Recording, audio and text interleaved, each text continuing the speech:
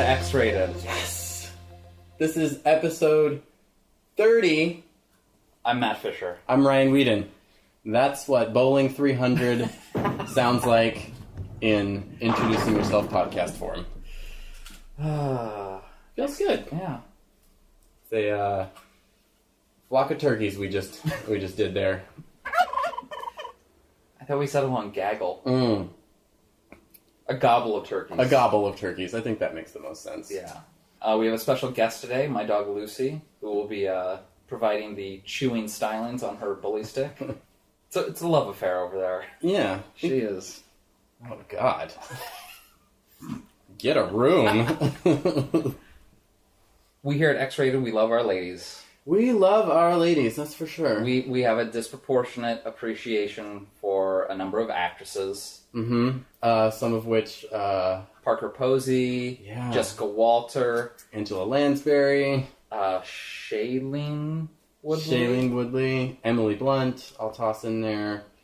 And this is probably going to be the first of many tributes. Mm-hmm, mm-hmm. But we've chosen probably the one that's mutually nearest and dearest to our hearts. Man, I think, I almost don't even want to do opening banter. I want to dive right in, because I feel like I could talk about this lady. A very special lady. Forever. The lady in question is Gina Gershon. The one and only. She really is a one and only. Man. There's no one like her. And I still can't exactly put my finger on what makes her so special, because there's so many. It's true. So many things that make her special. So, part of our double feature, mm-hmm. we have the classic Bound, also a great Pride movie, as mm-hmm. I realized while I was watching this weekend. Great Pride movie, and then we went in blind. We're trying something new. Yeah, with House of Versace. Oh yeah, Versace. I love Versace. And Lifetime original movie. Yeah. With Gina Gershon as Donatella Versace. And I think we're gonna have a lot to talk about. But before we get to the movies, I'd like to talk a little bit about the woman herself. Oh, okay. Yeah. Matt, I hope you have a helmet you can put on, because I'm about to blow your mind. Yesterday I had a little party at my house, which you came to. Mm-hmm. I remember well. Like it was yesterday. And we did not know, but we were also celebrating the day that Gina Gershon was born. What? Her birthday was yesterday. You have to let all the invitees know that it was a secret, a stealth Gershon party. Yeah, a celebration of Gina Gershon on her birthday. I didn't know until today. I looked it up, and there it was, June 10th. Wow. Yeah, so it's like cosmic. How does it feel, together. without revealing too much to the listeners, how does it feel to have your own birthday so close to Gina Gershon's? I mean, I'm like tingling. Tingling, and you know, with Oscar and Slavin, where there's tingling. It's thrilling. I mean, it was so exciting to see that. And to know that she's 52, I want to say now. She's kept it tight. Looks great. Yeah. She's still a beautiful lady. I don't think she ever had a dip in that department, as far as I'm concerned. Yeah, I don't think so. Even in Killer Joe, where she's sort of playing white trash. Yeah, she still looks hot. Yeah. Yeah. So that's a fun fact. Fun fact number one. She, let's see. Don't know. I was kind of wigging out on how many things she's starred in. She's been... Or been in. Yeah. Yeah, because she's been in quite a few. Her filmography is pretty extensive. Not starring roles exclusively, right. But just some of the strange things I didn't know she was in, such as the Cars video, Hello Again. Oh, really? Yeah, she's the girl in the green dress who sticks her tongue out and has hello written on it. I know. I also... Rick Ocasek is lucky that he is in a rock band, because he is not a looker, but his wife is bananas hot. And they just went to they just retired to Aruba or something, and that's where he's been spending his post 30 years. Yeah. Wouldn't you? I mean, Yeah, like he made $1 million, bought a house in Aruba, married a supermodel, and was like, I'm done. I'm gonna live on the beach with my super hot wife forever now. Until I die. That sounds great. I was thinking, watching that video, he is kind of a weird looking dude. Yeah, it's a good thing he was a rock star. Yeah, and a good one. Yeah, I like the Cars. I like the Cars a lot too. That first album's solid. Yeah. Oh yeah, classic. Yeah. I think one of my favorite lyrics of all time is "Let them brush your rock and roll hair." Yeah, It's so good. that was good. But she was also on Melrose Place in a plot line I completely forgot about. God, I never saw the show, but She's like, she works at Shooters, the place where the bar where they all hang out, and she tries to get one of the Melrose Placeians to become a sex worker, basically, like a high-end. wasn't Melrose Place? Were they not in high school? Yeah, they're not in high school. Oh, I always thought it was. Maybe it's because all the people I knew who watched it were in high school. Yeah, I watched it when I was in junior high, and I was too young. But yeah, she's there. She's one of the uncredited dancers in Girls Just Want to Have Fun. Oh, wow. I know. I would, if I had known, I would have thrown this on and watched it for this podcast. Yeah. Because I really like that movie. She's also she's in. Oh, the movie. I think you meant the music video. No, the movie. Yeah. Oh. Yeah. It's totally her. She has big, huge '80s hair. She looks great. And she's in the coming out episode of Ellen. God, really? Yeah, it's like right after, it's because there's a two-parter, right? So right at the beginning of the second part, Ellen's like going through the supermarket and keeps seeing like lesbian things everywhere. And Gina Gershon is the checkout girl, and she goes, So if you're lesbian 29? Excuse me? 11:29. Please. That was a two-parter episode? "It was, yeah." Did she come out in the first episode or the second episode? I don't remember. Okay. I haven't seen it since it aired. Yeah, I never actually saw it. I just remember like the meteor hole that it left. Yeah, it was huge. Yeah, it's a huge deal. Crater is the word I'm searching for. No, meteor hole works. I have another fun fact, but I'm going to sit on it until until we start talking about Bound, because it relates to that.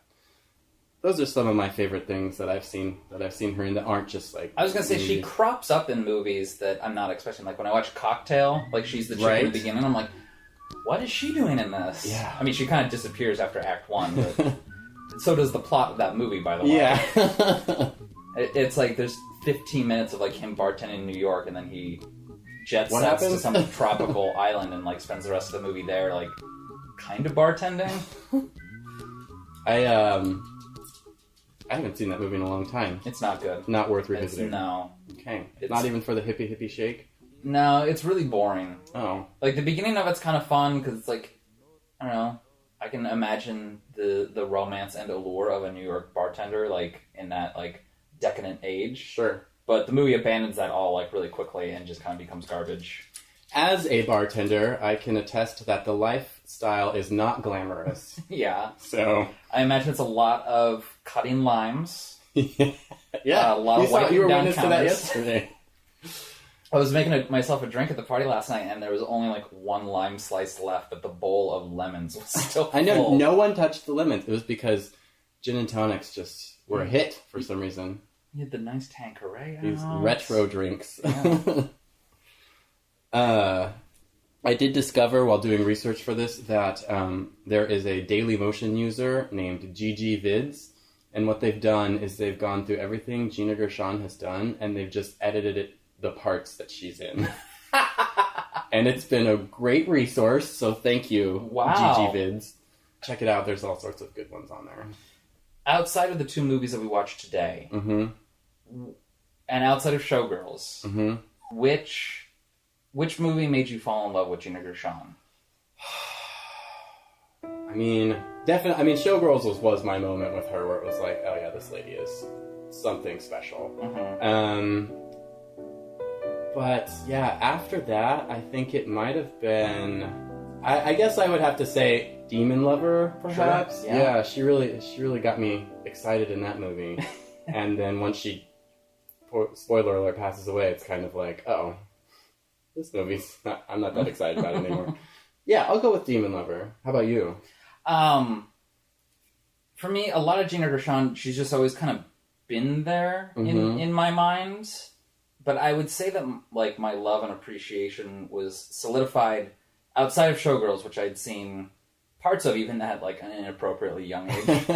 Was probably around Killer Joe. Yeah, okay, that was the one I almost said. Because there's a lot of things that she does in there that, especially near the end, when she brings home like a bucket of fried chicken, and she calls it K-Fried C. Yeah!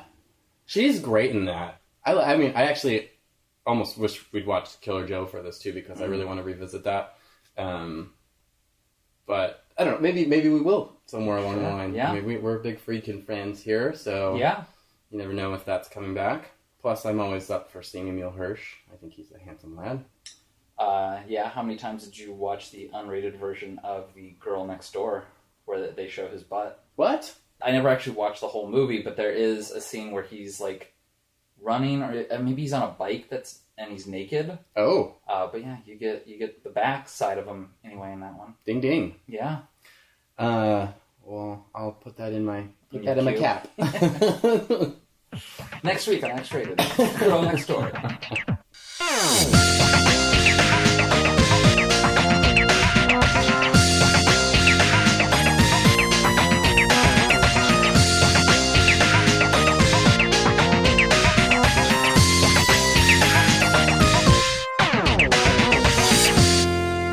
I'm ready to dive in. Are you ready to dive in? I can dive in. All right, the first movie in our double feature of our Gershon-A-Thon is 1996's Bound. Directed by the Wachowskis. Yeah. Their first directorial movie, which I did not know until we picked this movie. And I always thought The Matrix was their first movie. And I was like, wow, they just hit it out of the park first time out. Well, they still did. Yeah, that's actually...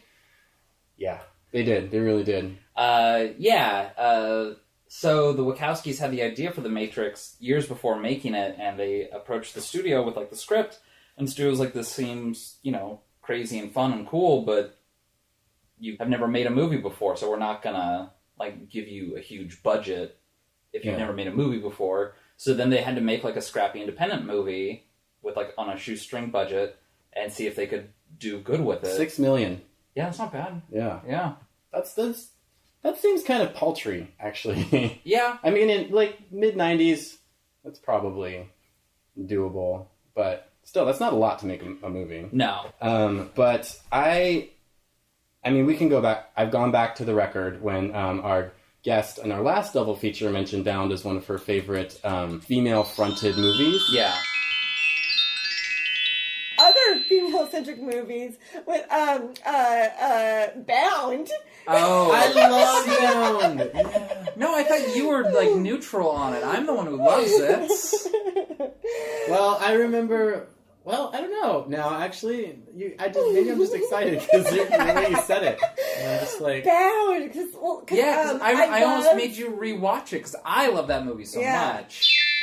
And then I had to think about it, and actually, I used to think I didn't like this movie. Yeah. And it was because I had a friend who came out at the same time as me. Okay. And she made me and my friend watch endless, horrible, lesbian independent film movies. Okay. It's just like... But Bound came kind of on the tail end of that. Okay. And so I think I just had sort of fatigue. Okay. And kind of like... wasn't even paying attention while watching it. Because watching it for the podcast this time, I was like, oh my god, this movie's great. I really like it. So yeah, because I remember Bound was one of the movies that I initially had in like our original challenge. Right, yeah. And I said Bound, and you're like, oh, I've seen it. And like you kind of dismiss it. You're like, it's whatever, it's fine. I'm like, what? Because like we had already established like our love for Gina Gershon at that point. I'm like, it's a Gina Gershon movie, and like you're on it. I know, and it's a really good Gina Gershon movie. Yeah. And so, it always kind of shocked me that you'd held this sort of meh opinion on it all these years. Yeah, I'm sad that it took me this long to realize. Probably because I watch Bound every 2 years or so, thereabouts. Just, I love heist movies. Mm-hmm. Like, I don't think I realized it was a heist movie. I was so tuned out while watching it. Okay. So the very first time.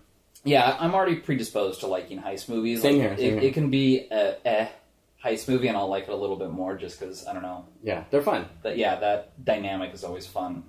But with Bound, and so, all right, we mentioned some of our top tier actresses at the front of this podcast. I would put Jennifer Tilly in like the sort of second range. Yeah. Like, she's really good in this movie. Academy Award nominated, not for this movie, but she is an Academy Award nominated actress for Bullets Over Broadway. I like that scene in Seed of Chucky. Okay. Jennifer Tilly, of course, is the voice of the evil lady doll in the franchise. Right. But then in Seed of Chucky, she's playing herself. And then, is it Redman's in it? Method Man? Jizza? Someone from the Wu-Tang Clan is in it. And they're having dinner, and she's like, so which of my movies do you like? And he goes, that one where you bang the chick. And she goes, Oh, Bound. Everybody likes that one. I didn't realize how stylish it was. the coloring in this movie is... I feel like other directors have tried this technique of, like, having the movie dominated by certain colors, and it always looks unnatural. Mm-hmm. But there's black, white, red in almost every single shot. Yeah. And then there's, like, smatterings of green and purple throughout. And really, that's the end of the colors in that movie. It's a super limited color palette. Yeah. But it works. Like, it doesn't feel like it's limiting or unnatural where other movies that sort of try that trick, it feels really inorganic. Yeah. Here, like, even just when the characters are introduced, like, the elevator's all red. Right. They're, like, both the ladies are wearing just, like, black leather and white. Mm-hmm. And they're all pale. Like, their skin is very white and pale. Right. They're usually wearing either red or black lipstick. Right. And then the buttons on the elevator are green. That's right, yeah, as a contrast. Yeah, so it's like you got the red elevator, they're in black and white, and then the buttons on the elevator are green. And you just kind of see that same thing, like, over and over throughout the whole movie. Yeah. That's just, like, one of the elements of attention to detail that they really did a great job with in this movie. And I think it helps that basically the entire movie is filmed indoors. Yeah. Like, almost all of it is either in those two apartments. I mean, there's that one scene in the lesbian bar. Yeah. Or it takes place at Gina Gershon's apartment. Yeah. There's, like, a couple shots of outside, but for the most part, it's, like, kind of a claustrophobic feel in these, like, small, real contained areas. Yeah. And so that's good because it gives them that ability to control the color palette a little more. So there's the way that they sort of foreshadow, it sort of plays with, you know, your expectations. So the beginning of the movie, we see Gina Gershon tied up in the closet. Mm-hmm. Literally. Yeah, hands tied behind her back, gagged in her mouth. You planned this whole thing. To make our own choices, we pay our own prices. 5 years is a long time. Where's the fucking money? And we kind of get flashes of her in there as the movie's progressing. Yeah. And one of the scenes is, it shows her and she's, like, kind of, like, waking up, like she's regaining consciousness, but you hear a vocal, like a flashback, like you hear a voiceover from the previous in the movie. Right, yeah, yeah. And it's Jennifer Tilly and Gina Gershon talking about Corky and Violet. Corky. Corky. What are you doing? Yeah, Corky is Gina Gershon, Violet is Jennifer Tilly. Talking about, like, you know, if I'm gonna do a job with someone, you know, I can fuck a stranger I can fuck someone I've just met, but if I'm gonna, you know, pull a heist, I have to know them better than I know myself. Yeah, yeah. And it's like, do you feel like you know me that well? Well, we're gonna find out. And it has that implication that she's tied up in the closet, that Violet might have betrayed her. Yeah. Like, it plays with your expectations. I thought that going in this film. Yeah. And it's one of those nice touches. Like, it could just be a memory in her head, or it could be foreshadowing to, like, what's going to happen in the future. Yeah. Did the Wachowskis write this script too? Mm-hmm. Okay, yeah. It's good writing. There's real economy of writing in when they're talking about the heist. Yeah. How they're going to do it and actually showing it kind of as it's happening. That's nice. I really like it when heist movies do that. Yeah, I just liked a lot of the visual touches they would do. Like, there's one shot where it's like a gun barrel and like a glass of scotch. And they start on the gun barrel and then slowly pull out. Yeah, and the scotch like pours into the glass. Yeah. And as the camera's pulling back, the glass fills up. It's just a nice transition. I don't know, maybe it's a screenwriter. Like, they had the idea originally, but it was nice. Or like when, I think it's when Violet's calling Corky and you see they follow the phone cable.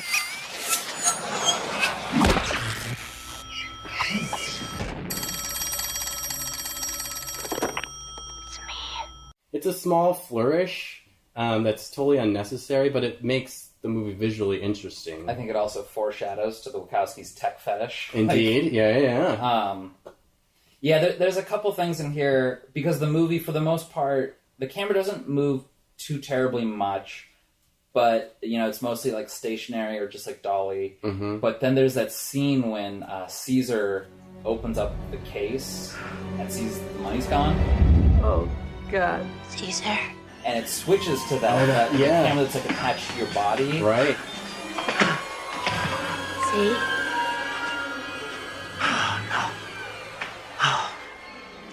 Oh, God. And it's like he's shaking around, and it looks so much different. And the contrast between like the steady cams all throughout the film that you see, and then going to this shot where it's like shaky and off-centered and unfocused, like you really feel Caesar's panic in that moment. Yeah. That sort of overwhelming, like, oh shit moment. Yeah, and especially if you're seeing that on a big screen, it's going to be really disorienting and maybe even nauseating. Or when Caesar shoots that one mafioso, it's like a big deal.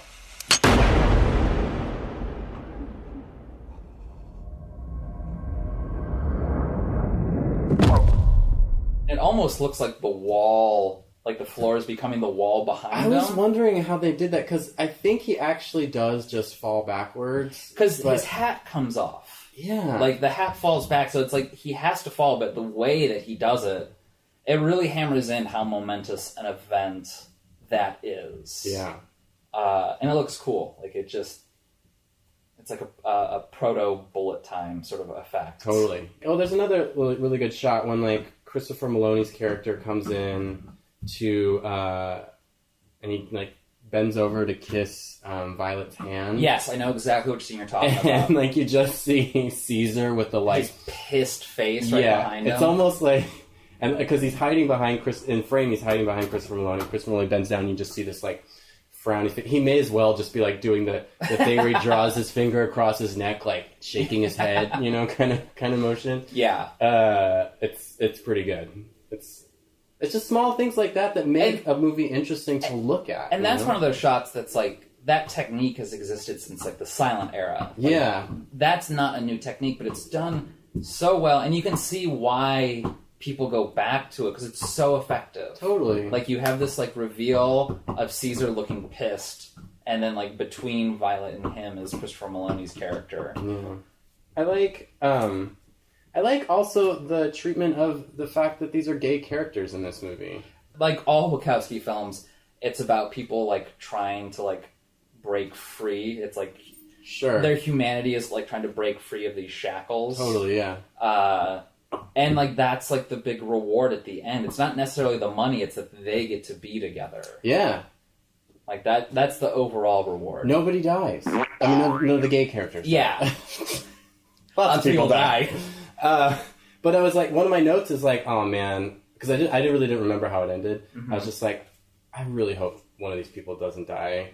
I totally expected Jennifer Tilly's character to die. Oh, yeah? Yeah, I was like, great, she's going to have some, like, thing. But no, she just ends up being a badass and gets the woman in the end. Yeah. And it's like, I was like screaming, hallelujah, this is great. And I also like, because they had like a little tiff before like the fight was going on. They're like, before they planned the heist, but they're, talking about like, you don't know me that well, or we're different, or, Mm-hmm. And then at the end when they're like... You know what the difference is between you and me, Violet? No. Me neither. It was just this great little scene where, happy ending, they both get the girl, and they got a new red truck. Yeah, it's just such a good. It makes me feel good, and it's like such a positive message to gay people too. It's like you can rob from the mob and end up okay. Yeah. And you get a brand new truck. Because I was thinking about that. It's like the villains in the movie are the mobsters, but we're rooting for thieves essentially. But then I was like, oh, they're robbing from the mob. That's, that'll get you in trouble. But as far as like immoral acts goes, that's probably forgivable. Yeah. I was thinking about this too a little bit. They, the Wachowskis, at least in this movie and The Matrix, use Joe Pantoliano as an actor as sort of like an embodiment of the flaws of man, kind of. He was recommended to be Bound by one Gina Gershon. I saw that too! And it's like... Changed both their careers. I know, right? But yeah, I see what you mean. Do you know what I mean? Like, he's kind of got that Weasley sort of look to him. Yeah. And he just... in The Matrix, he's the one that causes a lot of the team to die, and he's the one who betrays everybody. Yeah, and he sells them out to be, like, rich and famous inside the Matrix. Yeah, and he's sort of like... he's the main villain in this movie, I would say. Yeah, definitely. And he's just... They use him really well as just, like, a failing... the flaws of man, because it's like... There's a line that Jennifer Tilly says that I just love. It gives me goosebumps to think about it, where she's like... You murdered Chino. Yeah, sure. You made me. I had to do that. Bullshit. You did it. You did it because you couldn't stand the thought of Johnny fucking you. Shut up. Which is like a double entendre of like, being homophobic as well as like you can't stand the idea of being emasculated or having this piece of shit like show you up. Yeah. So we discussed this a little bit when the gayish guys were over here, but for me, one of my tests, not a litmus test, but just something I think about when watching, gay lesbian film, is does this storyline, could it be told with straight people? And when the guys were over here, they were kind of talking about, and I don't remember which side you fell on, about how they feel that it's important to have sort of normal, heteronormative stories with gay characters just for like the sake of exposure. Mm-hmm. And I feel like this movie kind of does both. So like the scene in the bar where Gina Gershon's in the bar, that could be like you replace Gina Gershon with any dude actor and he's just walking through a bar like looking for a lady. Yeah. Like it'd be written the exact same. Sure. Except for maybe the Cagney and Lacey line. But which, can I pause real fast? Yeah. The woman that she hits on is friggin' Susie Bright. I don't know who that is. Who was my favorite talking head from the Celluloid Closet. Oh, really? Yeah, and they brought her on to choreograph all the lesbian sex scenes. Oh. I know! Full circle! Wow, okay. Anyway, go ahead. So that scene, you could replace Gina Gershon with a man, and essentially the scene would be the same. Mm-hmm. But when Violet's seducing Corky, and like they start making out on the floor, like after like the tattoo touching and stuff like that, and Caesar walks in, Joe Pantoliano, he dismisses it. He thinks it's something funny going on, but then he sees it's Gina Gershon. He's like, "Oh, sorry, my mind thought something." Never mind. Yeah, because she looks masculine. Yeah, Gina Gershon does. Oh yeah, definitely. But it required... That would not happen. Yeah, if it was a dude, like, he would have flown off the handle. Right. Like, it required it to be a woman in that scene. So this movie kind of does both. Like, it has both elements to it. You need... and it also adds another layer, because then they're not just hiding cheating, an indiscretion, but they're also hiding a homosexual indiscretion. Yeah. So it's like you've got these two things that they're nervous about being discovered on. Yeah. So I think it adds, actually, the fact that they are lesbians. And I read somewhere that there were a couple studios that passed on this because they were like, well, why don't we change... If you change Gina Gershon's character to a man, then we'll greenlight this. But the Wachowskis said no, they stood firm on it because they're like, we've seen that story 100 times, It adds that level of humanity. Like, if it's just the guy and the girl trying to get together... It's not quite as romantic, I guess. This is like, they've both been like I mean, I don't know if Gina Gershon's necessarily been like harboring a secret, but Jennifer Tilly has. Yeah. And it's like, this is like their chance to finally like break free of it all and lead the life that they want to lead. I like it. Jennifer Tilly does a really great job of acting in that when Caesar is around or like the mob bosses are around, she kind of she dresses more feminine. She kind of talks in a higher voice. But then when she's with Gina Gershon, when they're alone, she drops. She has a different kind of way she talks, and you see that mask fall off when she's tied up, and she's finally like leveling with Caesar. Caesar, stop acting like an asshole and think. Violet, don't try to tell me what to do. You need the money just like we do. Shut up! Why don't you let us go? We'll make a deal. Shut the fuck up! And you just see when that falls off, it's like, this is me. Yeah. This has been me the whole time. You just don't know it, you know? Like, Yeah. Because you're an idiot. You don't know shit, Caesar. It's so good. Such a good line. So this might be revealing too much about my personal tastes, but when it comes to adult films, I tend to like them with plot. Okay. And the beginning parts of this movie, when Jennifer Tilly's seducing Corky, it's like the plot parts of a porno, but like it's acted so well. It's hot. Yeah. Like it's got like, you know, who ordered the pizza with extra sausage? It's got that feel to it. Like she comes over with like a couple cups of coffee. Totally. But for some reason, like it's hot, like it's sexy. I am so in awe of people who can fix things. My dad was like that. We never had anything new. Whenever anything was broken, he would just open it up, tinker with it a little bit, and fix it. His hands were magic. Like that's so bad, but for some reason, like in the context of the movie, it's hot. Yeah. Like you're buying it. Like you're getting seduced as well. That first scene where Gina Gershon gives Jennifer Tilly a finger banger, that happens 15 minutes into the movie. I looked because it was like, and that's funny because that's our character establishment, right? Like that is all. That whole build-up is character establishment. And then when Joe Pantoliano comes on the scene, that's when we get conflict. Yeah. Because they're like, there really isn't any up until that point. Yeah, that's true. And it's nice, actually. I like, because it's like, we're building this. They start off with this like, oh, are they flirting? I'm not, it seems like they're flirting. And then we get that whole 15 minutes of porn dialogue. Yeah. And then it's like, oh yeah, here we go. This is what it is. And then we get the conflict when he comes in. I also like, because Jennifer Tilly's like the girly girl. Right. And Gina Gershon's the butch one. Right. But when it actually gets to the sex scene, Jennifer Tilly's like the one in control in it. Totes. And I like that dynamic that, you know, just because she's feminine doesn't mean that doesn't necessarily infer that she's submissive as well. Totally.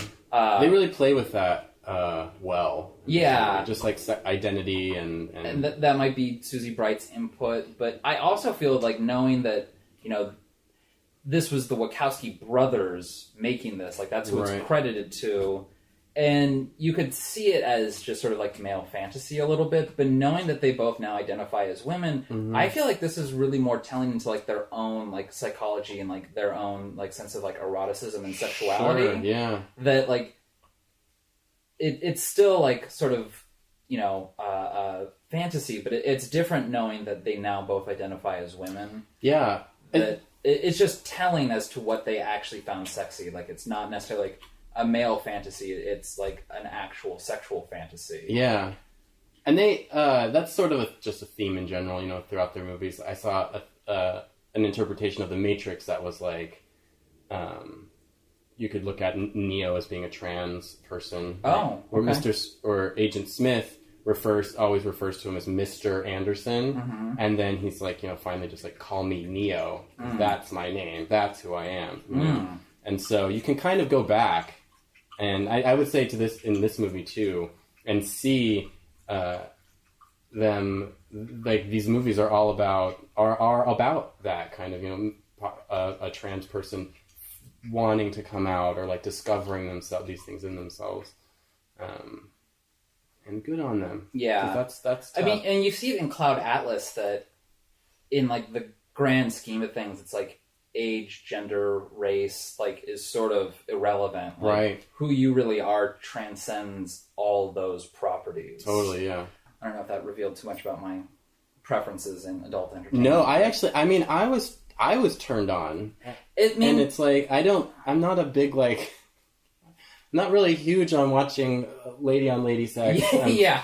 Spoiler alert, but it was hot, and I like the idea of them together. Yeah. At the end, the last scene where they're getting in the pickup truck together, Jennifer Tilly's like wearing jeans again. It's just like a little more. Oh, now I'm comfortable, and I just like the idea of the two of them, like getting the house together. Yeah, it's like I want to hang out with you guys. You seem really cool. Yeah. There's one scene. It's outside the apartment. It's right when. Right after they first bang, and Corky's getting out of her truck, and the song that's playing, it's like a Ray Charles song, I think. Oh, okay. It's like, let me tell you about a girl I know. And just like the way like she gets out of the truck and she slams the door shut, and she just stands there for a second, totally satisfied with herself. Like, she's just got this relaxed air, and she's just content. And I just love it because, like, the whole movie, it's like, you know, it's shot a certain way. There's a tone, like, it's only a score, no, you know, soundtrack necessarily. Right. And we get this, and it's just kind of this, like, happy, relaxed song, and she's just looking happy and relaxed. It's a good contrast to like, show that, like, you know, air has been cleared now. Yeah. That it's a new day. I guess I should speak to this. We picked this movie in for a Gershon-A-Thon. Yeah. Right? And there is a big block of this where she is absent. Yeah, once the heist kind of starts, like, she's in the other apartment, not doing a whole lot. Yeah, just waiting, basically. Yeah. A lot of waiting. And normally, when I'm watching a Gina Gershon movie, I'm just like, well, when is she going to come back? You know, like, I wish the other characters were talking. Like, when is Gina Gershon? Hey, why isn't Gina Gershon in this scene? But I didn't in this one. I really feel like Jennifer Tilly carries this movie a little more. I do feel like she's pretty underappreciated as, like, an actress as a whole. Like, she really can... Like, she's got screen presence. But she can carry a scene by herself. Yeah, and she can act. Yeah. Like like I mentioned earlier, just the little touches she does with the way she talks and the way she moves. It's subtle. Yeah. But it's well done. And when she was trying to seduce Corky, just the way that she does it, just like, you know, lateral steps, just little things like that. Like, she really knows how to play the seductress quite well. Yeah. And she knows how to, like, go from, like, girly to, you know, neutral in the snap. Like, there's a scene where she's calling in the elevator when she's, like, calling the mobster. Mickey. Violet? Oh, God, Mickey. You made me do it. I was so afraid. I didn't want to, Mickey. It was Caesar, all Caesar. He made me help him. You have to help me. Oh, God. Oh, God, he's coming. She hangs up and she's just stone-faced. Yeah. I love that. That's such a good trick. Yeah, there's just a strong dynamic. I like it because these, you know, Jennifer Tilly, Gina Gershon, Joe Pantoliano, they're not necessarily, like, names that, like, carry, like, a lot of weight or star power. Yeah, but they're all really circles. good. Yeah, it's like, they're all great actors. You know, Jennifer Tilly has been nominated for an Academy Award. Gina Gershon has won Best Actress of My Heart. And then Joe Pantoliano had a long recurring role in The Sopranos. Oh, okay. He's a fantastic actor. He is a great actor. He's really good. And I think he gets a little typecast as the Weasley, squirrely guy, mainly because of how he looks. Which is how he was in The Sopranos, too. Yeah, and I mean, like, whatever, he's embracing it. He brings nuance to it. Yeah. But he's quality. To go back to, like, the color scheme again, it's like, so the whole movie, you know, we get, even, like, the gin they drink is Tanqueray in a green bottle that has, like, the red, like, melted wax label on it. Good point. Did you notice that at the party yesterday, and that's why you're bringing this up now? No, I noticed it in the movie. Like, all the bottles of liquor were green in that movie. Oh, yeah, Jameson is the green bottle, yeah. And Glenlivet. Yeah. And then you have Tanqueray. And it's that attention to detail. Christopher Maloney's suit was red. Corky's truck, old and the new, were both red. Yeah. And, yeah, the phone in Violet's apartment was red. The phone in Corky's apartment was black. Right. The paint that she uses is just like a big white.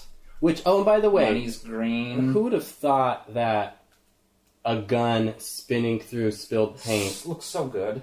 I mean, it's one of those things where it's just a cool visual thing on its own. Like, they didn't have to do any It's tricks like a Jackson Pollock in motion. Yeah, and it's just like, that's just a neat thing to see, and in general, and it's like, yeah, put that on film. Like, I never seen that before. Yeah. Or since that I can remember. And like the big climax, we get a bunch of white, some black, and then splatters of red. Right. Like even the climax of the movie adheres strongly to that color coding. Mm-hmm.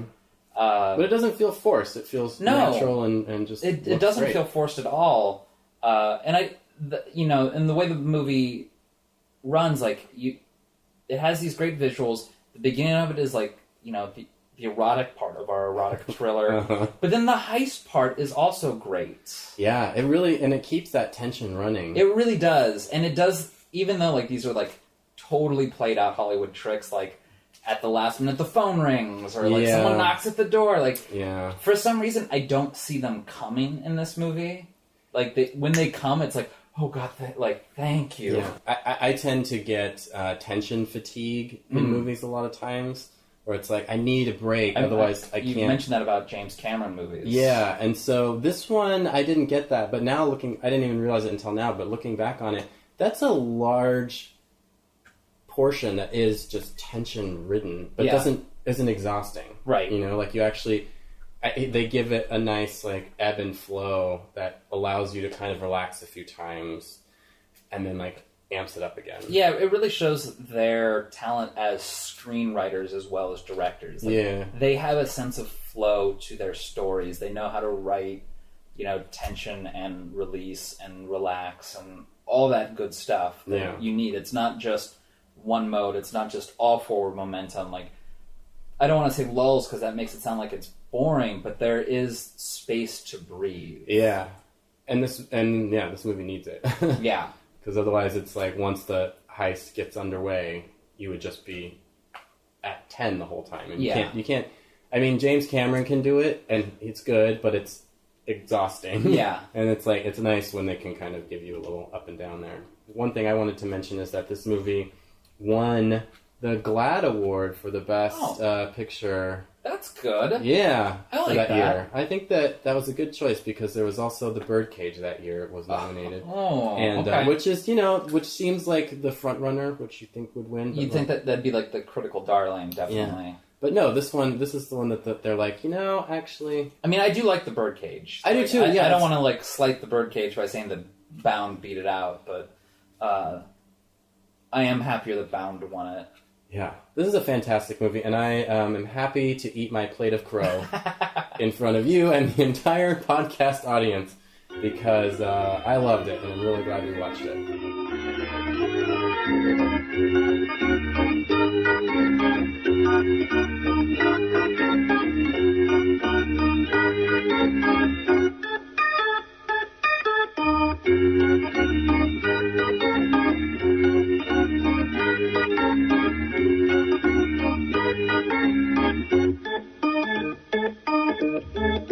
Bound is one of my favorites just because, I tend to gravitate more towards female-centric movies, just in general. Mm-hmm. And I think a lot of it is because with movies that star men, there's only so much to move on the masculinity scale. A good example of a well-written female role, I guess, would be Ripley in Aliens. Okay. Where she's shooting guns, she's being a badass, but, like, a lot of it is motivated by her, like, sense of, like, motherhood. Mm-hmm, totally. like she does all this stuff without sacrificing like her nurturing sense. And that movie wouldn't work as well if that was a male character. No, like, You know?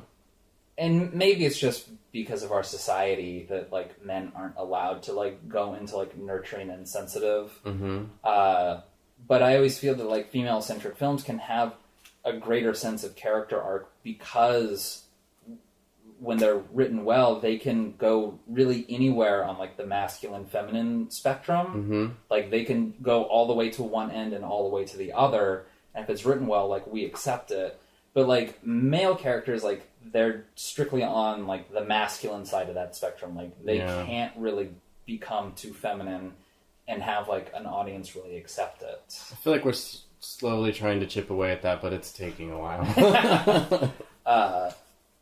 And also, I think this kind of speaks to what Armistead Mopan said at the end of the Celluloid Closet, where it's like Hollywood would be able to make us cry and laugh more if they would just acknowledge the breadth of human experience, and that means having interesting leading ladies. You know, like write these interesting female parts, because throughout the history of Hollywood, we've seen so few, it feels like, you know? And whenever one does come up, you know, everyone's like, oh my god, this was great. So it's like, maybe focus on that. The comedian Louis Vertel tweeted the other day, he's like, Cannes is like some sort of bizarro Academy Awards where movies with women win them. Yeah. We're getting there, I think, hopefully. Yeah, because I was shocked. Probably was it I guess it would have just been last year. Not the most recent Academy Awards, but the one before that. Okay. Carol was nominated for a lot, but won 0. Right. And I was really shocked at that. Yeah, because that's a great movie. It's a great movie, and both of them are great. I mean, Cate Blanchett alone, you think would be enough, like, powerhouse to, like, get... But I guess she did win for her last nomination, Blue Jasmine. Oh, so she can only win once? Yeah. Which is, like, another great, like, female-centric movie, but it's, like, the only award. And maybe it's because, like, Woody Allen, they can't praise him too much. Yeah. You know, they're only allowed to, like, give the awards for actors and actresses. Yeah. And as much as I like Birdman, it was not deserving of Best Picture. No, I think The Revenant is a much better movie. I also think The Revenant is a much better movie. And I hate... Maybe I just have Jupiter Ascending still in my mouth. But the fact that Eddie Redmayne won for Theory of Everything over Michael Keaton and Birdman, like, I'm still, like, flipping over tables in anger because of that. Well, you know, he had to twist up his hands and move his jaw over here. I was going to say, the Academy loves handicapped people. Physical differences. They're all about it. And dead celebrities. Like, if you're playing, handicap, so if you're playing a dead celebrity with a handicap, like, that's a guaranteed win. Oh my god, yeah. Or a movie, if you're in a movie that's about Hollywood. Oh yeah, La La Land. Ding! Yeah. The Artist. Yeah. Come on. I still haven't seen La La Land, but I don't think I know a single person that I know personally that loved it. Everyone said it was fine. Yeah, it was good, but... What's his name? Benjamin R. Harrison made a really interesting point about that movie. Oh, yeah? Recently, where he said, like, I'm not...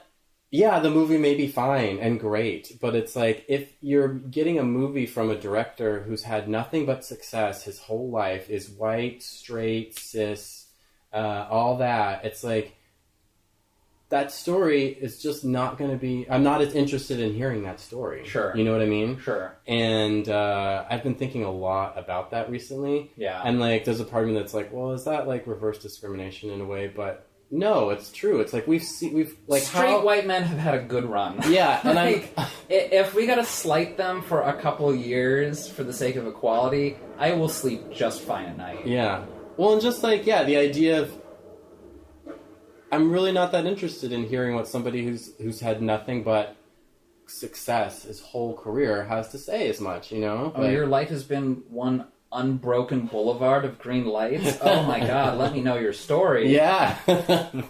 Sounds like some real struggle you've been through. Well, grab my Kleenexes now. Yeah. And that doesn't mean the movie's bad. I'm not saying like this movie sucks. I'm just saying I'm less interested in hearing what you have to say. It's not like cis white men can't write a good story, but I don't know. There's so much variety in the tapestry of life that seeing like that perspective over and over and over again is tiresome. Yeah. Which I think is why. Like, I'll always sort of be interested in, like, what the Wachowskis do, because their personal life is sort of interesting, and to see threads of it mirrored in their movies is interesting, too. They always, and I really respond to a theme of rebellion. Yeah. Which is just... all over their in movies. my nature, yeah, and they, that's always there in every movie they've made. I would love to see their version of Rent.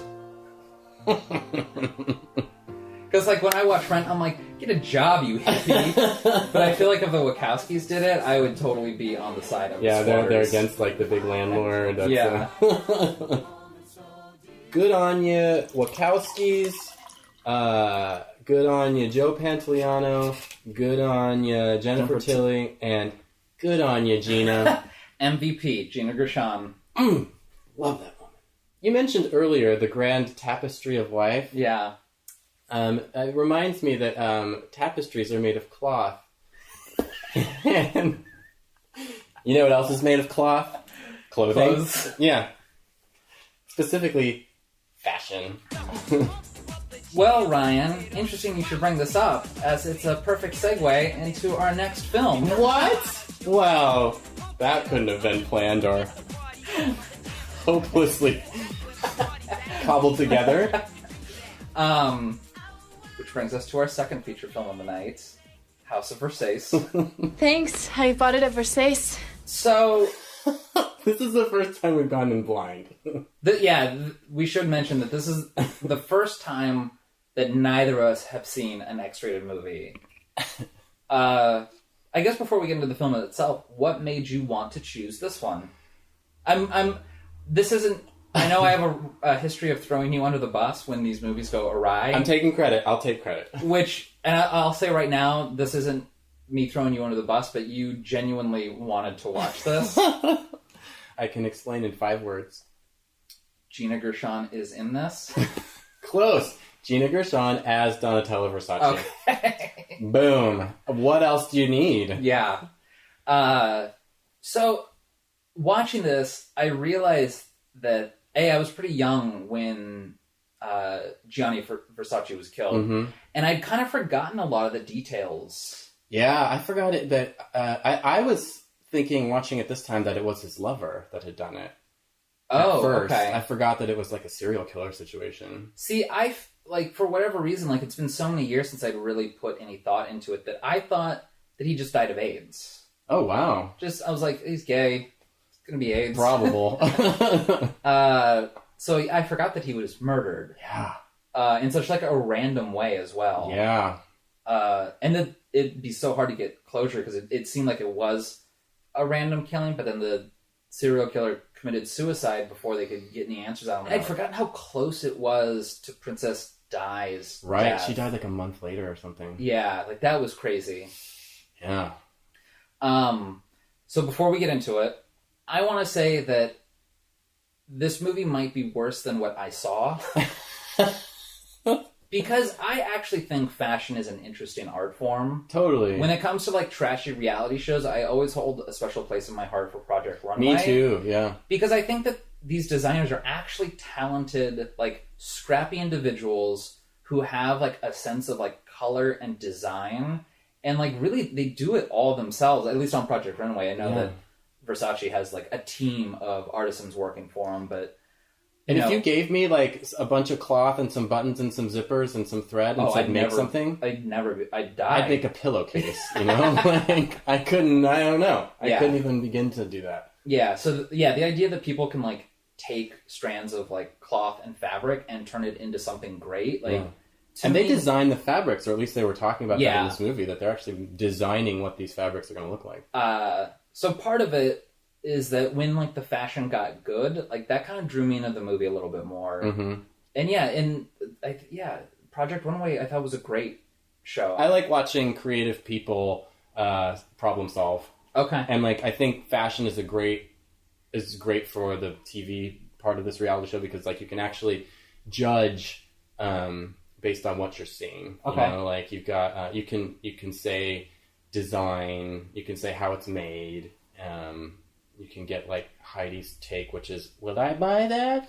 And then you've got like your guest judge, which is always the wild card. But it's a great example of something that can be judged based on criteria. Plus a little je ne sais quoi. Sure. Just like our leading lady. She's an actress. Yeah. She's you can judge her on her, quality in the line reading department, in the physicality. Sure. And then does she have that je ne sais quoi? Oh yeah, she does. Oh yeah. So, in terms of trying to find out exactly what makes Gina Gershon so near and dear to our hearts, I actually feel that it's more apparent here than it was in Bound. Yeah. Because she's in every scene in this movie. Is she in every scene? There's one scene where she wasn't in, where I was feeling like, why isn't she in this scene? So, I think it's the most apparent when it's her opposite Raquel Welch. Because Raquel Welch was like a bombshell back in her day. I mean, she still looks good. I thought, for like large portions of the movie, I was like, is this her mother or her sister? I couldn't figure out what Raquel either. Welch is like at least 20 years older than Gina Gershon. Yeah. Who is she playing in the movie? It's like never clear. They're just like, it's Gina. her sister. That's her sister? Yes. Because the kids refer to her as Aunt Lucia. Oh, okay. I didn't catch that. Yeah, I think they only do it like twice in the whole movie. Okay. But I'm like, Raquel Welch was like, what was it, Fantastic Voyage or something? Oh, like God, in I like the don't know. mid-70s? Yeah. So I'm thinking like Raquel Welch, she's been in show business for a million years. But when they put her opposite Gina Gershon, like she looks so stale. Like her acting was so rigid. Stiff, yeah. And Gina Gershon, she's animated, but she's not over-animated. Mm-hmm. And she knows, like, she's sinking her teeth into, and she's chewing on the scenery, but she's not hamming it up. Yeah, I was wondering if I felt this was ham and cheese or not, and I don't Lifetime movie about Donatella Versace, like, it's sort of asking to, like, go overboard a little bit. She kind of walks that line. And I don't think she necessarily looked the part. They gave her a wig. I looked up what Donatella Versace looked like later and was like, whoa. Yeah. No. Yeah. Like the wig, whatever. Because Donatella Versace in real life looks like that one Muppet that with the big... From the band? Yeah. I can't remember the her chick name. in the band in the Muppets? Yeah, the one who's like this. Yeah. Look, buddy, I don't take my clothes off for anyone, even if it is artistic. Yeah, no, I see it now. They didn't quite get there with Gina. But, no. So, like, there's failings. Like, I don't know the name of the actor who played Gianni. All I know is he's from Just Shoot Me. But he did not sell that accent. I was like, this... Like, a nation of graveyards are having people roll over in them because this accent is so bad. This movie was actually banned in Italy because Italian people were so outraged about it. No. But this movie... Okay, so yeah, this movie is not perfect, let's be honest. It's a made-for-TV movie. Lifetime made-for-TV movie. I will say... So it's kind of automatically garbage, right? But like, I will say this is watchable garbage. Very watchable, definitely. And I went into it with low expectations and was actually kind of pleasantly surprised. I went into it like bracing myself, and at some point, maybe like 15, 20 minutes in, I'm like, I think I'm liking this more than I really should be. Yeah. And part of it is Gina Gershon. Like, she's not phoning it in. She's not treating it like a paycheck. She's still treating this like work. Yeah. Which, and I feel like it's just most apparent in the scenes with Raquel Welch, because for her, either she cannot act or this is just a paycheck for her. Yeah. And it's really apparent. Gina Gershon is up there and she's acting and she's still like giving it her all. And, some actors might see a made-for-TV movie as being beneath them. But I never get that sense. Like, I never get the sense that Gina's, like, in this feeling that she's above this. Yeah, or... there's a couple of scenes where I was really impressed with her acting, actually. There's one specifically where she's fighting with Gianni, and he's like, "You're the moon, I'm the sun. Oh, your job is to reflect my glow." And she goes, Oh, your glow? Oh, his glow. You're a tired old queen. And if I hadn't quit school to come to help you, you would be Gianni Versace, the best-dressed costumer at the Opera House in Reggio Calabria. and I was just like, "Ooh, good job." She sells it. And then there was another one where she totally overshadowed what's-his-face playing Gianni. Everyone in this movie. Like, she's freaking Atlas carrying this movie. Like, let's be honest, there's just, like, even... This is a chance... Let's say that this is a movie for a costume designer to really shine. Yeah. And I can remember maybe 2 outfits from it. And it's like... That, if anything, was going to overshadow any part of this movie, or could have overshadowed, like, her performance. It could have been the fashion. Yeah. And unfortunately, I feel like they kind of got a real ersatz fashion or costume designer for There was a couple times where, like, so there was the opening runway shot, and I was like, oh, some of these dresses are pretty cool. They were probably actual, like, Versace dresses. Yeah, or at least, like... Close knockoffs. Passable knockoffs. Yeah. And then there was a scene before Gianni's death where he's, like, looking at one of the dresses on a mannequin, and he's like, I hate these sleeves. And she comes up and she just rips it off. Yeah. That sleeve took 2 days to figure out.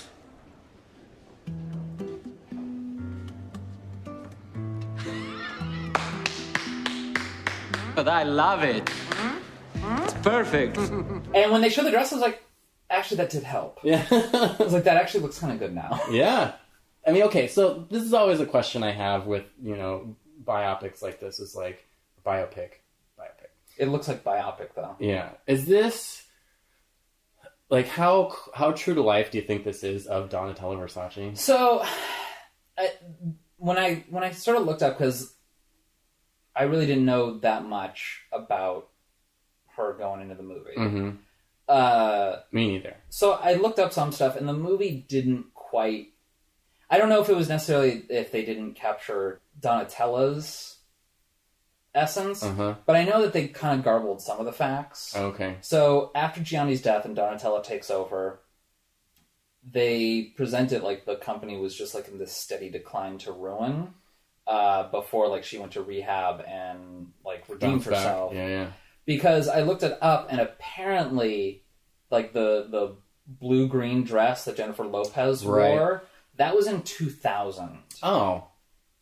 That's like 3 years after Gianni was Yeah, so like that means that like Donatella was overseeing that dress. Right, yeah. So like I'm not saying that they didn't hit like financial hard times or that it wasn't mismanaged for like a number of years or that they didn't have financial hardships, but they definitely presented like there was a huge fall from grace where like 7 years they were just like off the map before this redemption. Yeah. But to know that like 3 years after Gianni's death that they came up with the Jennifer Lopez dress that like with a plunging neckline. I was like, oh no, like they still had like strong word of mouth. Yeah. Several years after his death. I like at the very beginning, my first note for this movie was Gina Gershon as Donatella saying, Well, I'm sure Armani would put her in sandals. Who cares? His dresses look like last week's ciabatta. So let him dress the wives and the virgins. We dress the mistresses. Mistresses wear heels. No heels.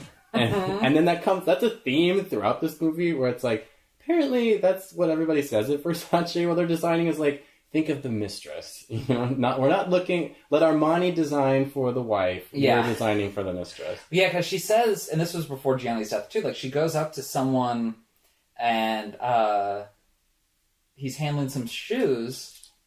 And she's like, Hey, it takes a sexy man to make a sexy shoe. I do my best. Wow. Why don't you bring a pair home to your wife? But if your mistress wants a pair, she has to buy them. That's just like, I mean, it's not great character development or But it did, like, it really kind of paints what the brand of Versace is, kind of, where you're like, okay, that's real shorthand for we make slutty dresses. Yeah. This might be going too far ahead, but so Donatella, like, only wore heels, I guess. After she gets out of rehab, I guess she stopped wearing heels? Yeah, or she had to stop wearing heels at rehab, I think. Yeah, and she said... Oh, my God. Giving up my heels was harder than giving up cocaine. I wrote that one down, too. But that she never wears sandals. Yeah. Those are verboten for her. That even in, like, the little post-lude in the movie, it's like, she still never wears sandals. That's right. Which I'm like, why are people hating on sandals? Like, aren't they just, like, flat-heeled high heels? Yeah, they're freeing. I mean, I don't know. The while we're talking about the end of the movie, this movie had something that I hate so much. Yeah. Which is, like, at the end, there's, like, a montage of memories of the movie that we've just watched. Drives me up the wall. Remember the last hour and a half you've spent with the TV? Let's think about that. Yeah, that was nice. So when you're watching a television show and it's like the last episode of the series, when they do, you know, when they play Green Day's Good Riddance and like show you clips from throughout the season, do you hate that, or is it just a 5-minute scenario? No, I hate it. Actually, if it's a series that's, you know, like, been on the air for 7 seasons or something, maybe that's a little more justified. Yeah. But when I've only spent an hour and a half with these characters with commercial breaks, it's like, I don't need to reminisce about the last 2 hours that I've had. What if the reminiscing featured the commercials? Yeah. Remember these products you thought about buying? While you were they put the commercials in the montage. I actually wrote that. I was like, thank God we didn't have to watch this with commercials, because I think my interest really would have waned. Yeah. Did you notice, and this is kind of meta, there's a lot of TV watching on this. Is there? Yeah, like, the mommy-daughter time that she spends with Allegra is a lot of times just them sitting on the couch watching TV. They turn on the TV to get news, which I guess is something you did in, you know, those days, but... it was just, I just felt like there was a lot of times where they're sitting on a couch watching TV. It's like... While they're in their gorgeous mansion in Milan. Yeah. I wonder what's on the boob tube. Something tells me they're not going to be sitting around watching a lot of TV. Well, this was 96, 97, you know. They had to catch the Friends, or the Seinfeld finale. You know, there's big television events back then. Oh, I see. Okay. Mm-hmm. That makes sense. Or maybe they're just looking to see if any of their clothes made it onto Law and Order or whatever. I don't know. Night Court. Oh, look, one of the hookers in Night Court's wearing our... Oh, his judge's robe is Versace. I remember when Gianni designed that. He wanted to make it blue. I said, no, judges only wear black. We thought the heels were a bit much, but it comes off well on television. This movie also, especially in the first act, suffers from restless camera syndrome. Did you notice that? Kind of. Or it was just like in constant motion. It was either moving to the left or moving around the character slowly, but enough so that the background was constantly moving. I felt like seasick after a while. I was like, just stop the camera.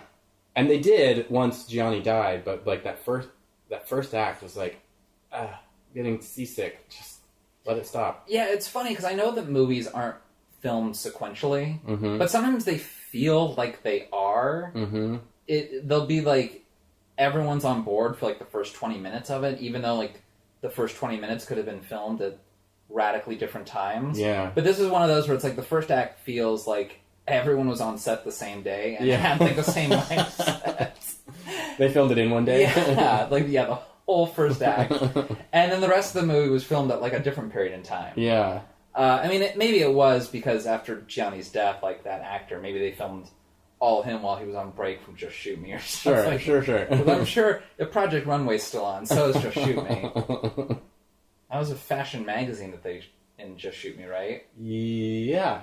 And that the dude was like the fashion photographer or something, I think. I get Just Shoot Me and News Radio conflated in my brain. Well, one has Andy Dick. News Radio. Yeah. All right. And one has Phil Hartman. News Radio? Yeah. Okay. And one has one of the dudes from Kids in the Hall. News Radio. Yeah. Mm-hmm. And the other Dave Foley. one... Yeah. Mm-hmm. And the other has other people. Paul Reiser? I don't think so. I'm thinking that about you. I'm not up on my must-see TV. Your mid-90s must-see TV. Yeah. I'll have to hit the Wikipedia page. Wouldn't it be funny if when Gianni's watching television, he's watching an episode of Just Shoot Me? Yeah. I'm going to put the audience booing one on that. I think he watches TV at one point in this movie, too, where it's just like, are they... is this what Lifetime's way of being like, it's okay that you just sit and watch TV. Look, celebrities do it just like us. Maybe. They're just like you. Little inception there. Don't turn off the TV.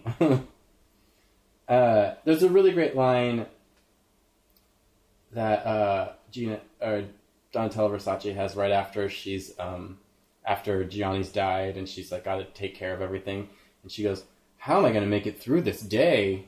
And then she pulls out the cocaine, and it's like, oh yeah, nose drugs.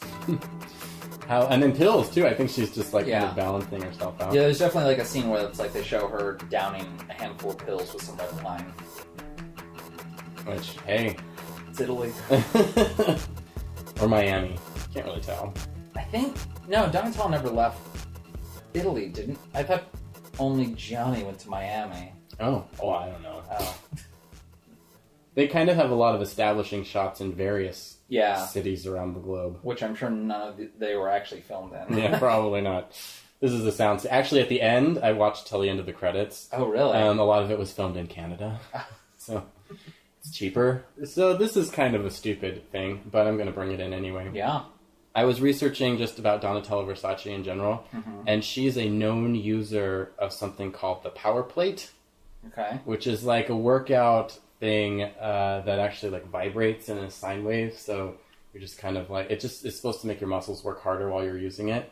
And I just wish we could have gotten like one scene of delivering lines while on that thing, being like, and I want to Did I stutter? Go with the periwinkle.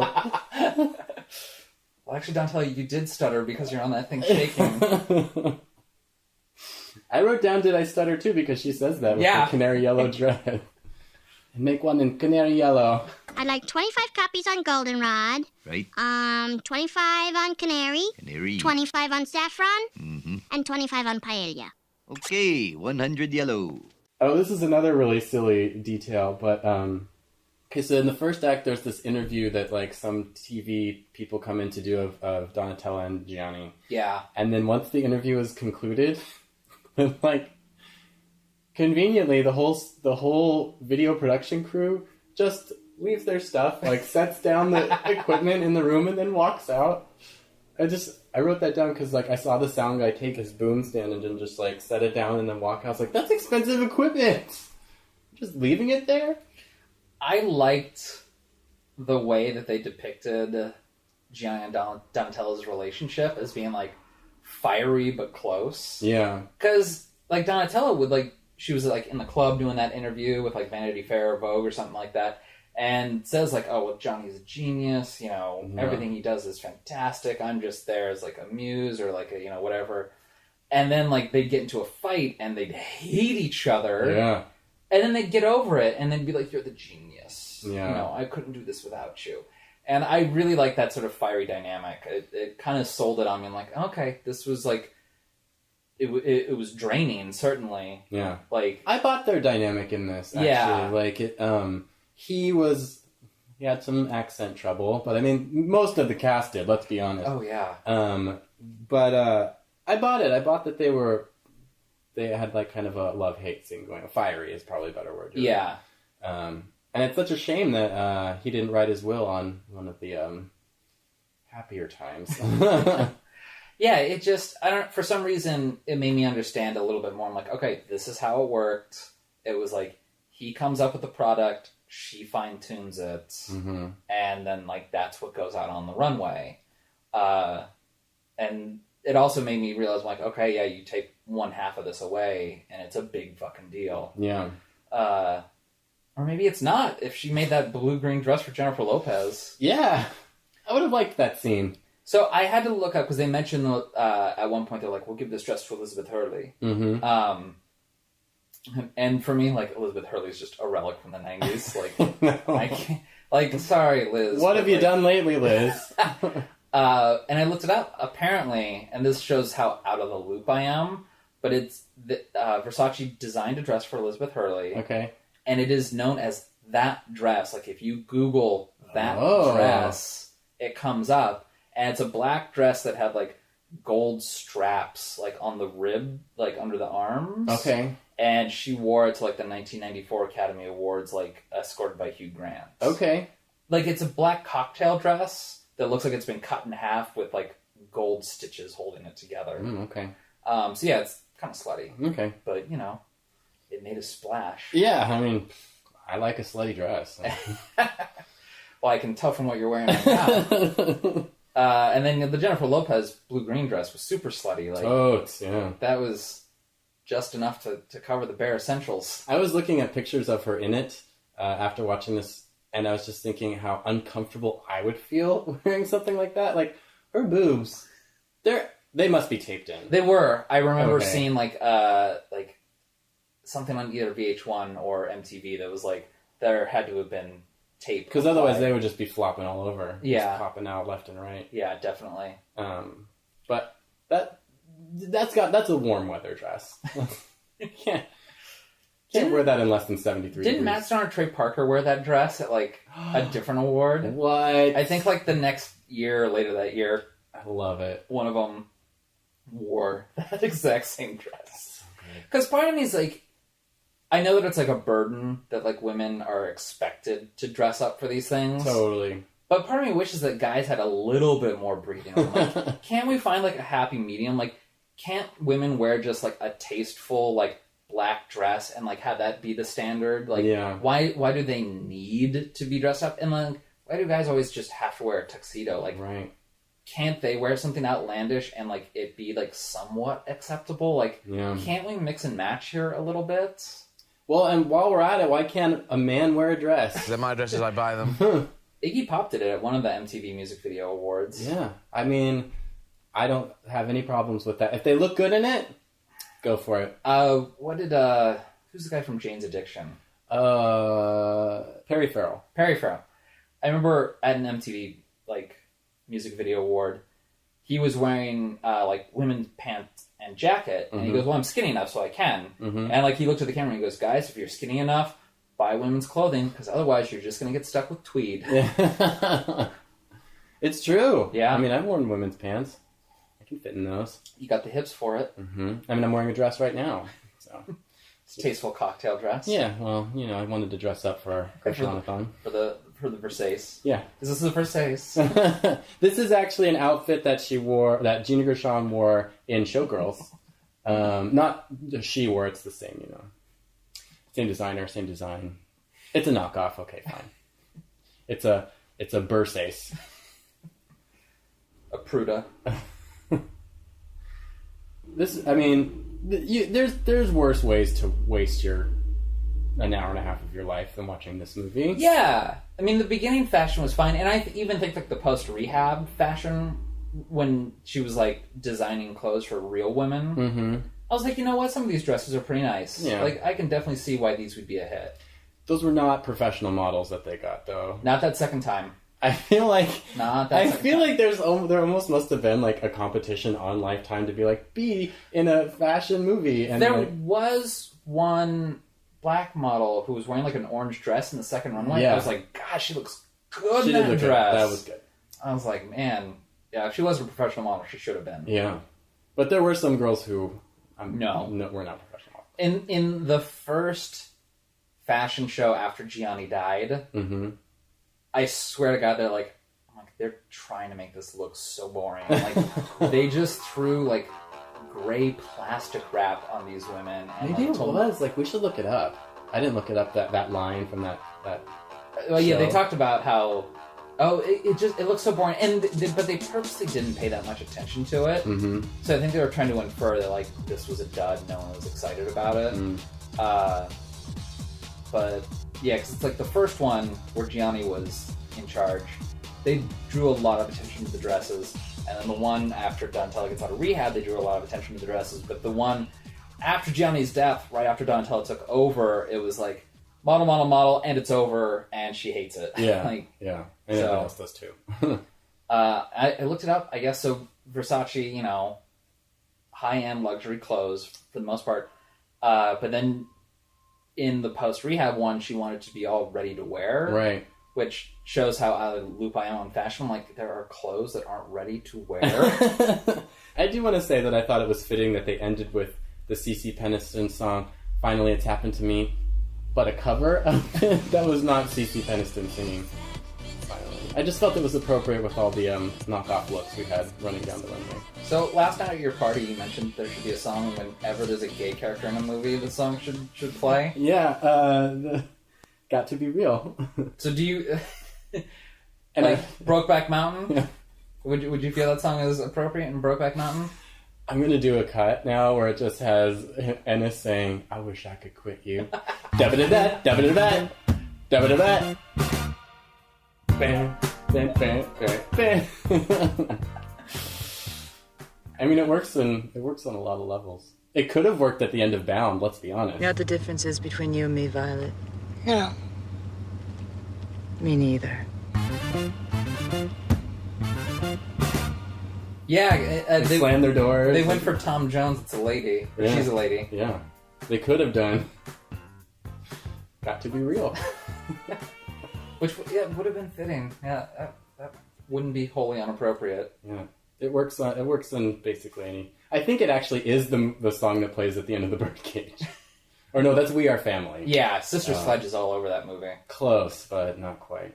Any final thoughts? Well, for me, it's really that this, I think, shows Gina Gershon's talents. Because Bound is a good movie, and I think it would be good despite Gina Gershon being in it. Mm-hmm. I'm glad that she is, because of course she sells it even more. It elevates it. But this movie, I think, would be bad without Gina Gershon. Yeah. And, like, that's sort of the test here, is that she is really what makes this movie watchable. There's just huge swaths where the dialogue is bad and they're doing a lot of telling and not showing. Yeah. But Gina is selling the dialogue. Like, she's really leaning into it, but she's not overselling it. She's not hamming it up. Mm-hmm. She makes this movie. Yeah, like, it's hard not to think of Gina Gershon and separate her from Showgirls and how over-the-top Showgirls is, Mm-hmm. you know, by design, in case we have any defenders in the audience. Well, just real fast while we're on that, David Schmader has a great line about her in the movie, and he's like, there's one person that knows what kind of movie they're in, and it's Gina Gershon. And Showgirls. Yes. And, I mean, it's kind of true. Like, she... Sometimes... So, a couple weeks ago when we talked about Take This Waltz... Yeah. And when I was listening to the podcast, I discovered what really made the difference between you and I. Mm-hmm. I was watching the characters, and you were watching the movie. Mm.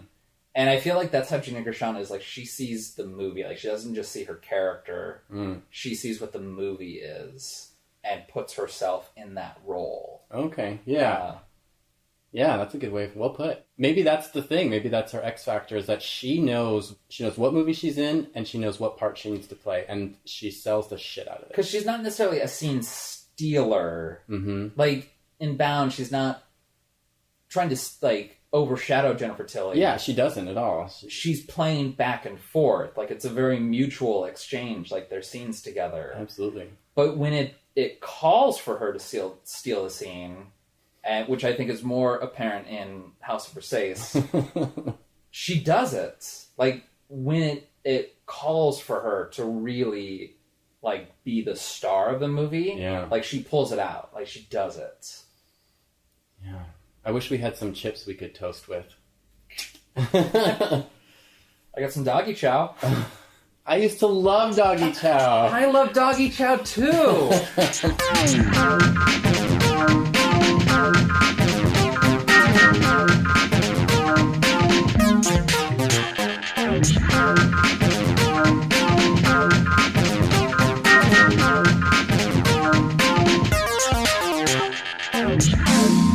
Well, I don't know how you feel, but I really enjoyed watching these two movies. I did too. Did you watch? Which order did you watch them in? I did them in the order we talked. I did Bound and House of Versace. I did them the other way around. Oh, okay. Because I took an edible at the beginning of House of Versace, and I figured it would just take me through to the end of Bound. Yeah.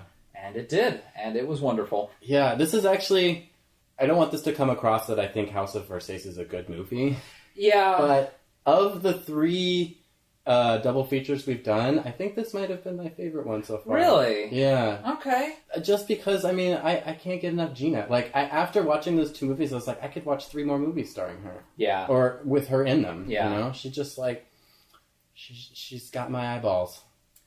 With House of Versace, because it's not great, but, like, especially, like, if you're going to have some friends over and you're going to, like, drink and air some grievances, it's sort of a good movie to watch. Like, it's the kind of the definition of watchable garbage. Yeah. Like, it's good enough that you can duck in and out of it, but also, like, it can hold your attention if you're sitting down watching it.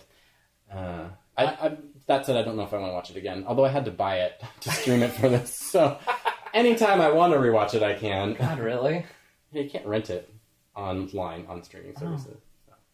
I count, like, because there's not a single movie. Oh no, I did watch Take This Waltz on Netflix. Okay.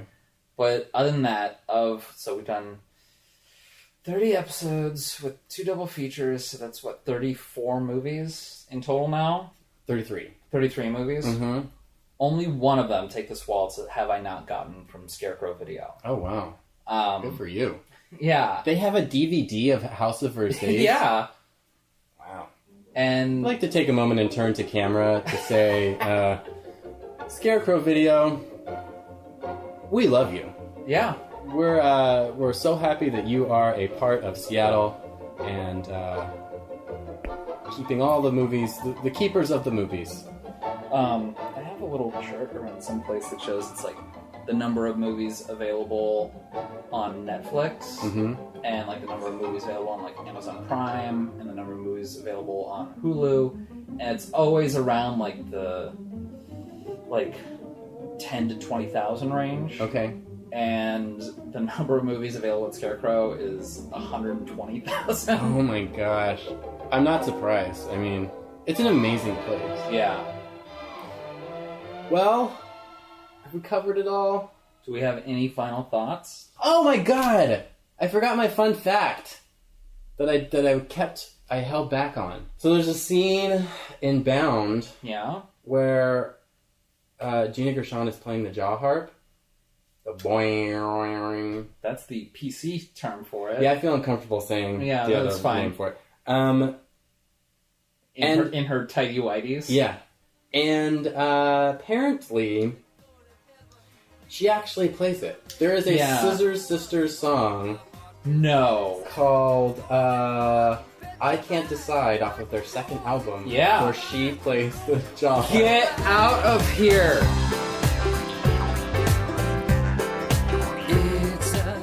I'm not kidding. You already blew my mind once tonight. She's just when you think she's can't get any more amazing. She's on the Scissors Sisters album playing the jaw harp. God damn it.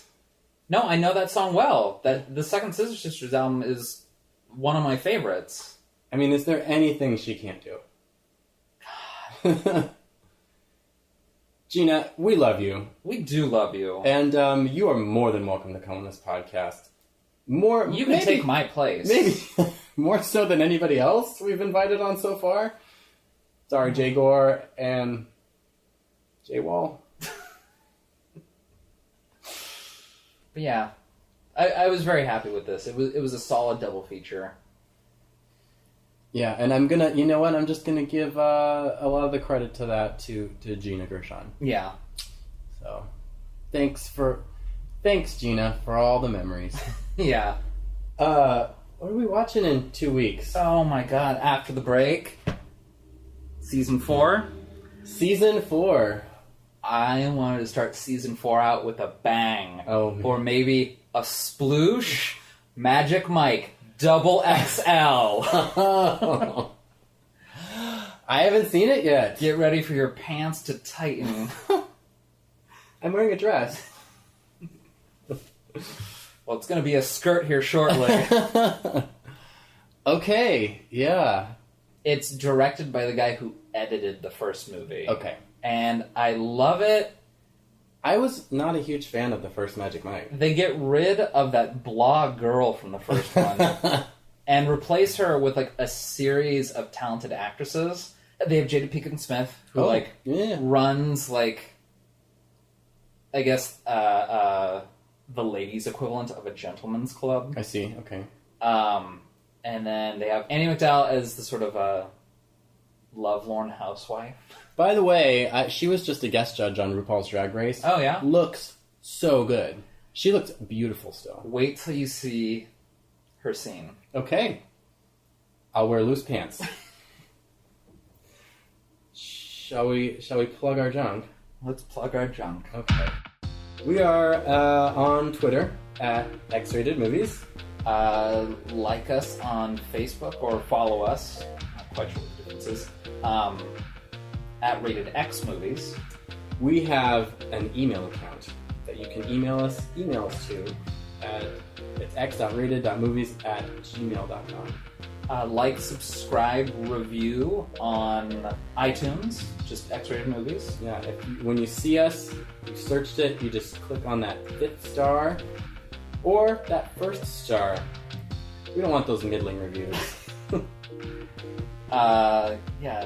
Go big or go home. Yeah.